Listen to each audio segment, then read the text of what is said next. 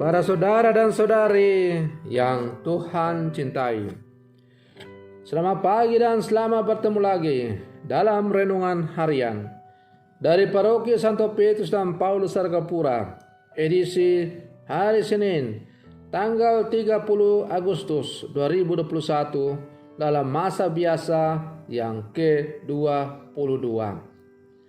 Mengawali hari yang baru ini, kita hendak mendengar dan merenungkan sabda Tuhan.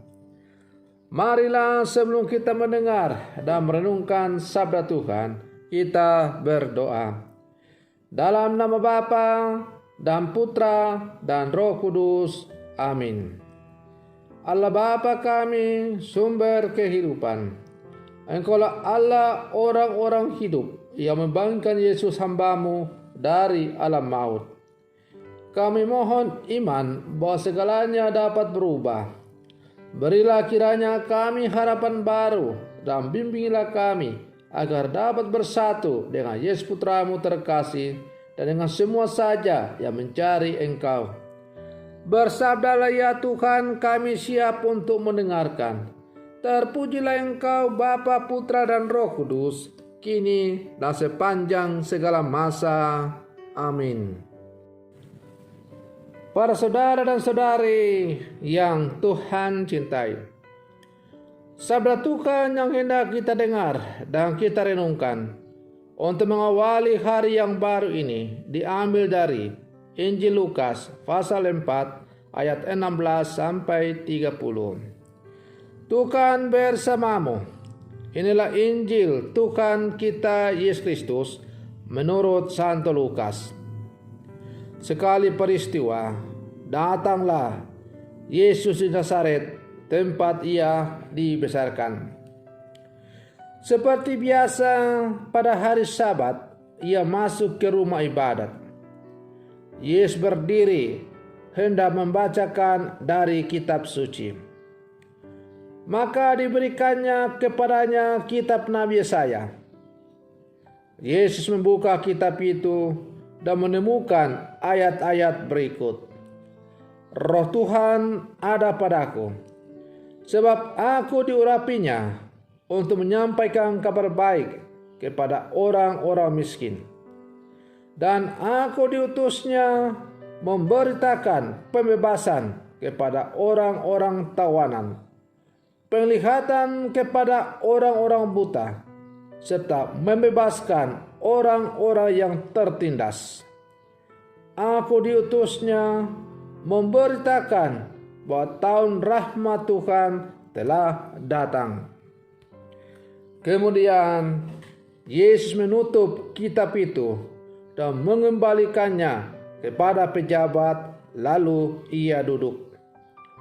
Dan mata semua orang dalam rumah ibadat itu tertuju kepadanya.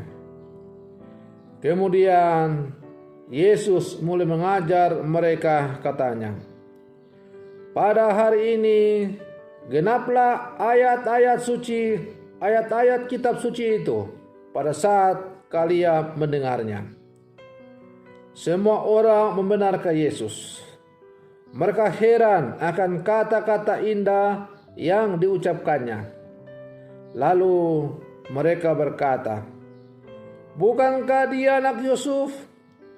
Yesus berkata, tentu kalian akan mengatakan pepatah ini kepada aku.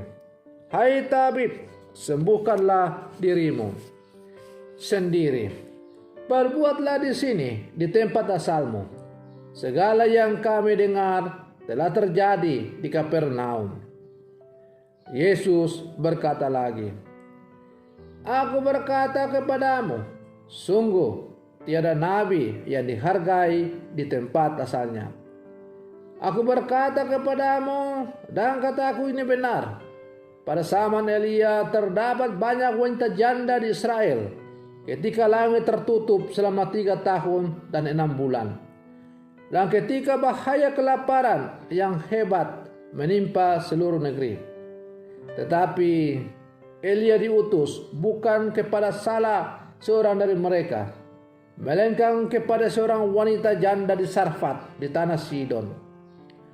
Dan pada zaman Nabi Elisa, banyak orang kusta di Israel, tetapi tiada seorang pun dari mereka yang ditahirkan, selain Naaman orang Syria itu. Mendengar itu, sangat marahlah semua orang di rumah ibadat itu. Mereka bangkit lalu menghalau Yesus keluar kota dan membawa dia ke tebing gunung tempat kota itu terletak, untuk melemparkan dia dari tebing itu. Tetapi Yesus berjalan lewat tengah-tengah mereka lalu pergi. Demikianlah sabda Tuhan.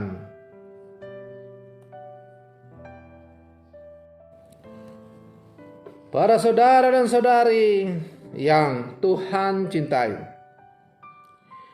janganlah berduka cita seperti orang yang kehilangan harapan. Sebagai orang beriman, kita semua tahu dan percaya bahwa kebangkitan Kristus adalah sebuah jaminan harapan akan kehidupan dan sukacita. Tetapi layaknya pembelajaran di sekolah, iman adalah proses di mana untuk mengenal Kristus dengan benar dan kemudian percaya juga dengan benar.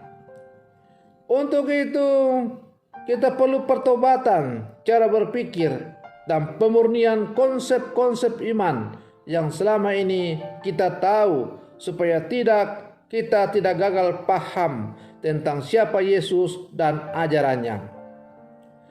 Kisah ditolaknya Yesus di Nazaret adalah kisah tentang orang-orang yang gagal paham. Mereka bukannya tidak tahu siapa Yesus.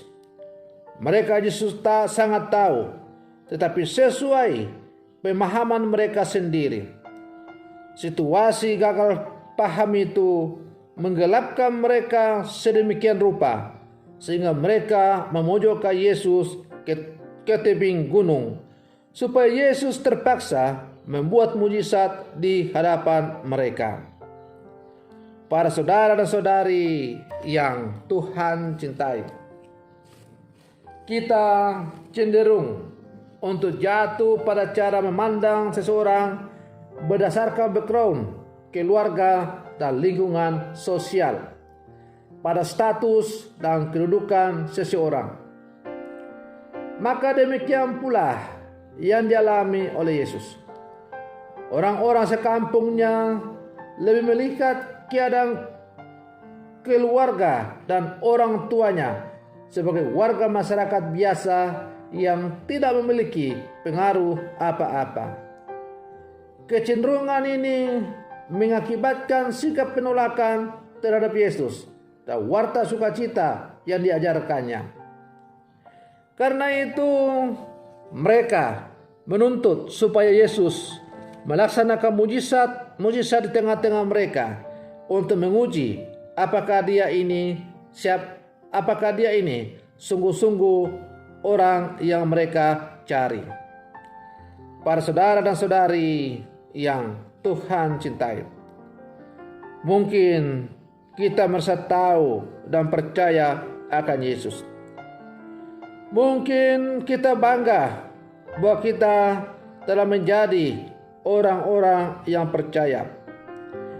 Mungkin kita bangga karena kita menjadi pengurus Kompas, pengurus dewan, dipanggil untuk melayani Tuhan secara khusus. Tapi para saudara dan saudari yang Tuhan cintai, perlu kita bertanya pada diri kita masing-masing, benarkah kita telah sungguh-sungguh memahami dan mengenal Yesus sebagaimana ia apa adanya? Apakah kita sungguh-sungguh mengenal Yesus sebagai Putra Allah yang menyelamatkan manusia?